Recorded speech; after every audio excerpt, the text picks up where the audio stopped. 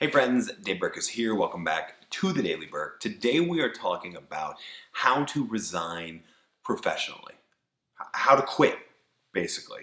And before we do that, I should say congratulations. I mean, if you're thinking about how to quit professionally and effectively, then that usually means that you've decided to do something else, whether that's a new job or go back to school or what have you.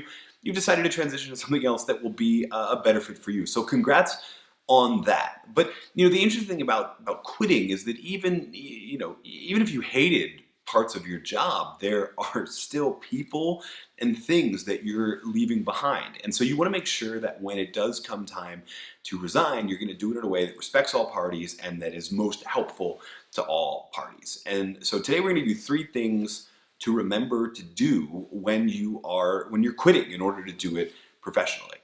The first thing you need to remember is that you need to quit formally. And by formally, I mean in writing. Now, you can still have a conversation with your manager in person, but in that conversation, you should be handing him or her a letter, a formally written out letter that says, that you're resigning.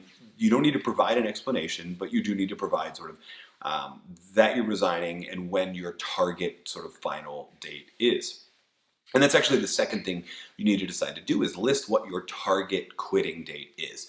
The standard in most industries is about 2 weeks notice, although it varies by industry, so you're going to want to look that up. What you should not do is just ghost. I'm hearing more and more about this, and it just boggles my mind that people are just deciding to stop showing up and waiting until they fire me.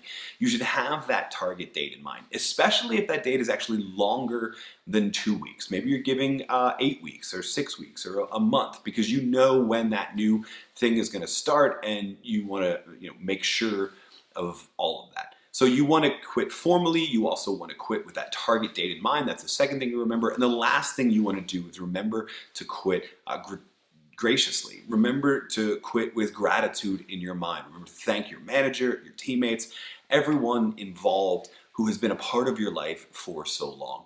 You want to thank them for being involved. You want to wish them future success. You want them to wish you future success. And no matter what they do in the future, you want to make sure that you appreciate the time that they're with them and that you offer them your well wishes again. All of this can be done, again, to go with point 1, in writing formally, and then whatever you write in that letter will mirror that face-to-face conversation you have. One thing you don't want to do is leave ambiguity. You don't want it to look like you're open to counteroffers. You don't want to make it look like you're not really sure about exactly when you're leaving. You want these details to be formal. You want them to be finalized, and you want them to be non-negotiable. Now, I know there's some, should you accept a counteroffer, should you not? And there's a whole big kind of discussion on that, but I like data when I can see it. And the majority of the data we have on counteroffers is that people end up leaving a year or 2 later anyway. So they're not really actually all that worth it. If you're dissatisfied in your job and you found a new thing that you think will be a better fit for you, then you owe it to everybody to pursue that new thing, not to just stick around because they offered you a raise or more vacation time. So in my opinion, don't even seek the counteroffer. Quit in a way with finalized details, in writing, this is my target date, and thank you to all who are involved, so that they know it is over, but that your relationship with them will never be. Thanks so much for watching this episode of The Daily Burk. Leave a comment. Let me know if you ever quit and whether or not you did these things and what difference it made. And while you're leaving that comment, make sure you are followed or subscribed to the show because we're posting new episodes every single weekday and you're not going to want to miss them. Thank you again so much for watching The Daily Burk.